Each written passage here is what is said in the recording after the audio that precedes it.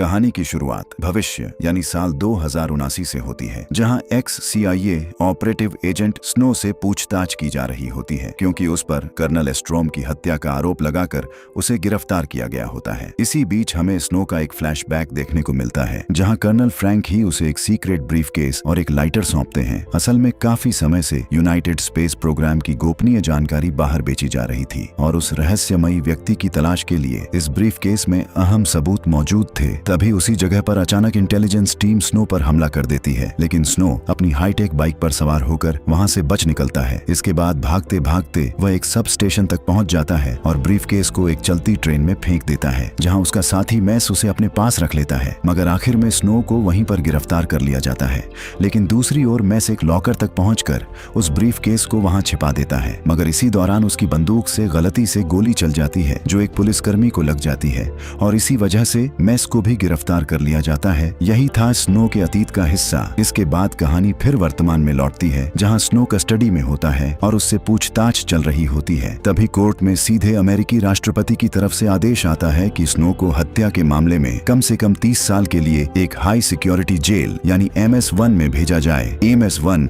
एक बेहद अनोखा और खतरनाक किस्म का कारागार होता है। असल में यह जेल अंतरिक्ष में बना होता है जहां हर कैदी को कोमा चैम्बर में रखा जाता है ताकि वे भागने के बारे में सोच भी न सकें। यहाँ FBI ने स्नो को हिरासत में लिया होता है, लेकिन वह किसी के साथ भी सहयोग नहीं कर रहा होता। इसी वजह से उसके पुराने साथी और FBI एजेंट हैरी शॉ को वहाँ बुलाया जाता है। अब हैरी ही स्नो से पूछताछ शुरू करता है और सच उगलवाने के लिए कई अलग अलग तरीके अपनाता है और इसी वजह से स्नो चालाकी से अपने दोस्त हैरी को मैस का नाम बता देता है। वह सिगरेट के कागज पर इशारा करके यह जानकारी देता है ताकि FBI का हेड एजेंट स्कॉट उनकी बातचीत समझ न सके, क्योंकि स्नो को शक होता है कि कोई अंदर का ही शख्स है जो स्पेस मिशन की सारी गोपनीय जानकारी बाहर पहुंचा रहा है। इसके बाद हैरी मैस को ढूंढने में लग जाता है। वहीं दूसरी तरफ राष्ट्रपति की बेटी एमिलिया MS-1 जेल की ओर जा रही होती है, जहां वह यह जांच करने पहुंचती है कि जिन कैदियों को उस जेल में कोमा चैम्बर में रखा गया है कि कहीं वे मानसिक रूप से अस्थिर तो नहीं हो रहे। साथ ही उसे यह शक भी होता है कि इन कैदियों पर गैर कानूनी तरीके से खतरनाक प्रयोग किए जा रहे हैं। MS-1 जेल में पहुंचने के बाद उसे हेडल नाम के एक अस्थिर कैदी का इंटरव्यू लेना होता है। चूंकि वह यहाँ एक गुप्त मिशन पर आई होती है, इसलिए वह वार्डन से अनुमति लेती है और वार्डन भी हेडल को कोमा से बाहर निकलवाता है। इसके बाद एमिलिया हेडल से मिलकर उसका इंटरव्यू शुरू करती है, लेकिन जैसे ही उनकी बातचीत आगे बढ़ रही होती है तभी हेडल मौका पाकर एक FBI एजेंट की बंदूक चुरा लेता है और वहां मौजूद बाकी एजेंट्स पर फायरिंग शुरू कर देता है, जिससे पूरे इलाके में अफरा तफरी मच जाती है। इस दौरान एमिलिया किसी तरह अपनी जान बचाकर वहां से निकल जाती है और हेडल उसका पीछा करते हुए कंट्रोल रूम तक पहुंच जाता है। यहाँ एमिलिया छुपी होती है, लेकिन हेडल वहां पहुंचकर सभी कैदियों को उनके स्लीपिंग चैम्बर से बाहर निकाल देता है। इसके बाद वह एमिलिया को भी ढूंढ लेता है। अब जब सारे कैदी जाग चुके होते हैं तो वे आपस में ही भिड़ने लगते हैं। असल में यहाँ हेडल का भाई भी मौजूद होता है जिसका नाम इलेक्स है और इलेक्स बेहद ताकतवर होता है। उसी के खौफ की वजह से जेल के बाकी कैदी उसे अपना लीडर मानते हैं। खैर, इसी कारण स्पेस पुलिस जांच के लिए कुछ शिप्स को वहां भेजती है। हेडल कंट्रोल रूम से देखता है कि कई जहाज उनकी ओर बढ़ रहे हैं, इसलिए वह उन पर फायरिंग कर सभी को तबाह कर देता है। वहीं धरती पर राष्ट्रपति को भी यह खबर मिल जाती है कि अब MS-1 जेल कैदियों के कब्जे में है और साथ ही एमिलिया भी उनके हाथों में है। इसी वजह से सभी को एमिलिया की चिंता सताने लगती है। यहाँ स्नो का दोस्त हैरी राष्ट्रपति और स्कॉट को समझाता है कि अगर एमिलिया को बचाना है तो किसी भी हाल में स्नो को MS-1 भेजना पड़ेगा और राष्ट्रपति तुरंत इस बात पर सहमत हो जाते हैं। इसके बाद हैरी जाकर यह बात स्नो को बताता है और उसे कहता है कि मैस भी उसी जेल में है ताकि वह उसे वहां जाने के लिए राजी कर सके। अब स्नो को भी मैस को पकड़ना था, इसीलिए वह MS-1 जाने के लिए तैयार हो जाता है। फिर ये तीनों मिलकर स्पेस में बने पुलिस बेस की ओर रवाना हो जाते हैं। वहां पहुंचने के बाद स्कॉट सबसे पहले कैदियों के लीडर इलेक्स से संपर्क कर उसकी मांग जानने की कोशिश करता है, लेकिन जैसे ही बात शुरू होती है इलेक्स कॉल काट देता है। दूसरी तरफ हेडल को दिखाया जाता है जो जेल के वार्डन को सीधे स्पेस में बाहर फेंक देता है। इसके बाद पुलिस की ओर से एक अधिकारी को MS-1 के अंदर बातचीत के लिए भेजा जाता है, जहां इलेक्स एमिलिया को छोड़ने से साफ इनकार कर देता है। इसी बीच हेडल स्टाफ की एक दूसरी लड़की को गोली मार देता है और जो अधिकारी समझौता करने आया था इलेक्स उसे भी खत्म कर देता है। यह सब देखने के बाद स्नो सीधे MS-1 के अंदर घुसकर हमला करने का फैसला करता है, लेकिन एक कैदी उसे अंदर आते हुए देख लेता है और तुरंत इलेक्स को खबर दे देता है, जिसके बाद इलेक्स अपने लोगों को स्नो को खत्म करने करने का आदेश दे देता है। साथ ही उसे यह भी पता चल जाता है कि एमिलिया दरअसल राष्ट्रपति की बेटी है। दूसरी तरफ एमिलिया को दिखाया जाता है जो एक कैदी को फायर से जख्मी कर देती है। वहीं स्नो बड़ी मुश्किलों का सामना करते हुए MS-1 के अंदर दाखिल हो जाता है, लेकिन एमिलिया उसे देखकर यही समझती है कि वह भी कोई कैदी ही है। इसी कारण वह उस पर भी हमला कर देती है, जिसके बाद एमिलिया और उसका बॉडीगार्ड एक कंपार्टमेंट में जाकर छिप जाते हैं। वहीं एलेक्स उन्हें खोजते हुए अपने साथियों के साथ वहां पहुंचता है। स्नो उन्हें देखकर वहीं छिपा रहता है और उनके जाने के बाद वह कंप्यूटर के जरिए मेस की लोकेशन पता करने लगता है, जिससे उसे मालूम हो जाता है कि वह कहां है। दूसरी तरफ जहां एमिलिया छिपी होती है, उस चैम्बर में ऑक्सीजन धीरे धीरे खत्म होने लगती है, जिसकी वजह से उसका बॉडीगार्ड असामान्य व्यवहार करने लगता है और आखिर में खुद को गोली मार लेता है ताकि एमिलिया को सांस लेने के लिए ऑक्सीजन मिल सके। दूसरी तरफ स्नो उस चैम्बर की ओर बढ़ रहा होता है जहां एमिलिया छिपी होती है। तभी कुछ कैदी उस पर हमला कर देते हैं। इसके बाद स्नो और उन कैदियों के बीच लंबी लड़ाई होती है, लेकिन आखिरकार स्नो उन्हें खत्म कर देता है। वहीं दूसरी ओर एलेक्स, जो एमिलिया को ढूंढ रहा होता है, उसे उसकी लोकेशन का पता चल जाता है, इसलिए वह एक साइंटिस्ट से उस कंपार्टमेंट का दरवाजा खुलवाने को कहता है। उधर स्नो किसी तरह एमिलिया तक पहुंच जाता है, लेकिन ऑक्सीजन की कमी के कारण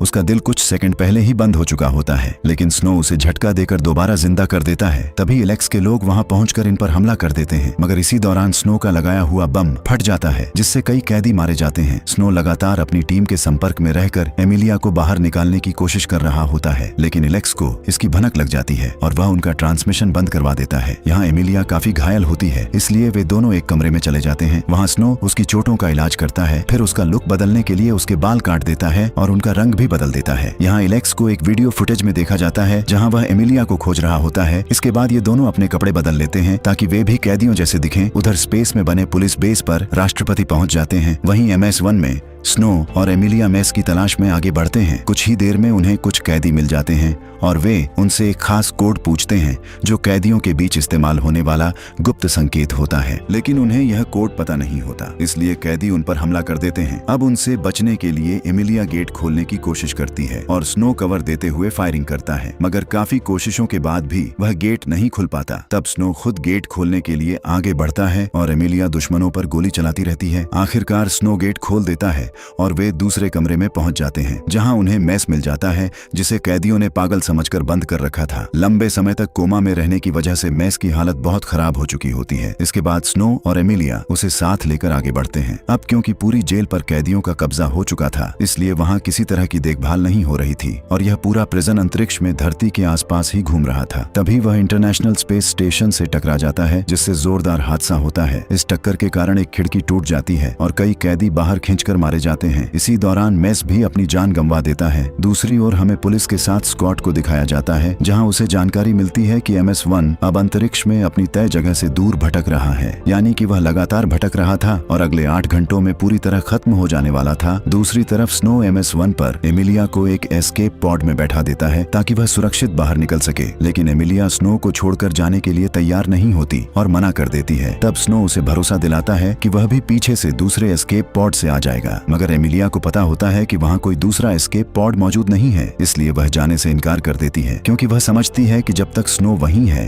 कि राष्ट्रपति कभी भी MS-1 को उड़ाने का आदेश नहीं देंगे और वह स्नो की जान भी बचाना चाहती है। लेकिन स्नो इस बात पर नाराज होकर उससे दूर जाने लगता है। तब एमिलिया उसे सच्चाई बताती है कि उसे पता है वह मेस को क्यों ढूंढ रहा था। असल में मेस ने उसे ब्रीफकेस की लोकेशन बता दी है जिसके लिए स्नो इस मिशन पर आया था। तभी उनकी बातचीत के बीच अचानक स्पीकर पर हेडल की आवाज सुनाई देती है। वह एमिलिया को अपने पास आने के लिए कहता है और धमकी देता है कि अगर वह नहीं आई तो जिन स्टाफ को उन्होंने बंधक बना रखा है उन्हें एक एक करके मारना शुरू कर देगा। और इसी वजह से एमिलिया मजबूरी में अपनी लोकेशन बता देती है, लेकिन इसके बावजूद हेडल बेरहमी से उन सभी बंधक स्टाफ को एक एक करके खत्म कर देता है। इसके बाद स्नो और एमिलिया एक कमरे में पहुंचते हैं जहां उन्हें पता चलता है कि वहां कैदियों पर गैरकानूनी प्रयोग किए जा रहे थे, मगर उन्हें यह अंदाजा नहीं होता कि एलेक्स पहले से ही वहां छिपा बैठा है। वह पीछे से आकर दोनों को पकड़ लेता है और फिर एलेक्स और स्नो के बीच जबरदस्त लड़ाई शुरू हो जाती है। इसी बीच एलेक्स लड़ाई के दौरान गिरकर कुछ देर के लिए बेहोश हो जाता है, लेकिन संभलने के बाद वह एमिलिया को पकड़ लेता है और उसे घसीटते हुए कंट्रोल रूम में ले जाता है। वहां पहुंचकर उसे पता चलता है कि हेडल ने सभी बंधकों को मार डाला है। ये देखकर वह गुस्से में हेडल को एक जोरदार मुक्का मार देता है। दूसरी तरफ पुलिस बेस पर MS-1 पर हमला करने की तैयारी चल रही होती है, इसलिए एलेक्स एमिलिया को धमकी देता है कि वह अपने पिता से कहकर इस हमले को रुकवाए और आखिरकार राष्ट्रपति हमला करने का फैसला टाल देते हैं। एमिलिया की वजह से राष्ट्रपति को कुछ समय के लिए उनकी ड्यूटी से अलग कर दिया जाता है और फिर MS-1 पर हमला शुरू कर दिया जाता है। इसी दौरान हेडल एमिलिया के साथ जबरदस्ती करने की कोशिश करता है, लेकिन एलेक्स उसे रोकता है, जिसके बदले में हेडल उसे गोली मार देता है और पूरा कंट्रोल अपने हाथ में ले लेता है। अब MS-1 का डिफेंस सिस्टम भी चालू हो जाता है और जो शिप उस पर हमला कर रहे थे उन पर ही पलटकर हमला होने लगता है। उधर MS-1 में हेडल एमिलिया को नुकसान पहुंचाने की कोशिश करता है, तभी स्नो वहां पहुंच जाता है और उसे मारकर बेहोश कर देता है। वह एमिलिया को साथ लेकर वहां से निकलने लगता है और अब बाकी सभी कैदी उनके पीछे पड़ जाते हैं। किसी तरह बचते बचाते दोनों स्पेस सूट पहन लेते हैं, क्योंकि उन्हें पता होता है कि जल्द ही MS-1 खत्म होने वाला है। तभी स्कॉट के भेजे हुए शिप्स MS-1 पर बम गिरा देते हैं, जिससे जोरदार धमाके होते हैं और वे दोनों अंतरिक्ष में भटकते हुए धरती की ओर बढ़ने लगते हैं। कुछ ही पलों में वे पृथ्वी की गुरुत्वाकर्षण सीमा में आ जाते हैं और तेजी से नीचे की तरफ खींचने लगते हैं, लेकिन सही समय पर वे अपना पैराशूट खोल लेते हैं और सुरक्षित जमीन पर उतर जाते हैं। यहाँ पहुँचते ही स्नो को गिरफ्तार कर लिया जाता है। वहीं एमिलिया को इलाज के लिए अस्पताल भेज दिया जाता है। कुछ समय बाद जब एमिलिया ठीक हो जाती है तो मेस द्वारा दिया गया कोड इस्तेमाल कर वह उस लोकेशन पर पहुंचती है जहां लॉकर्स रखे होते हैं और कोड डालते ही उसे ब्रीफकेस मिल जाता है। इसके बाद वह उस कमरे में भी जाती है जहां फ्रैंक को कर्नल पर गोली चलाते हुए देखा गया था। तब उसे समझ आता है कि वहां लगे शीशे की वजह से स्कॉट को भ्रम हुआ था कि स्नो ने ही कर्नल को मारा है, लेकिन असल में स्नो ने कर्नल को नहीं बल्कि उस हमलावर को निशाना बनाया था जिसने कर्नल पर वार किया था। इसके बाद एमिलिया वह ब्रीफकेस FBI को सौंप देती है और वह हैरी तक पहुंच जाता है, जहां हैरी सही लॉ कॉम्बिनेशन लगाकर उसे खोलता है, लेकिन ब्रीफकेस खाली निकलता है। उस समय स्कॉट भी वहीं मौजूद होता है और तभी खुलासा होता है कि यह सब स्नो की चाल थी। दरअसल हैरी ही वह गद्दार था जिसके बारे में कर्नल को पहले ही पता चल गया था। वही स्पेस स्टेशन के सारे राज बाहर लीक कर रहा था और उसी ने कर्नल की हत्या की साजिश रची थी और इसी कारण हैरी को गिरफ्तार कर लिया जाता है और स्नो को रिहा कर दिया जाता है, क्योंकि वह बेगुनाह साबित होता है। जेल से बाहर आने के बाद वह अपना लाइटर खोलता है जिसके अंदर एक मेमोरी कार्ड छुपा होता है जिसमें कई अहम राज्य होते हैं। आखिर में हम एमिलिया और स्नो को साथ देखते हैं और इसी के साथ फिल्म समाप्त हो जाती है। दोस्तों, उम्मीद है आपको यह वीडियो पसंद आई होगी। अगर अच्छी लगी हो तो इसे लाइक करें और कमेंट में अपनी राय जरूर बताएं। मिलते हैं अगली वीडियो में।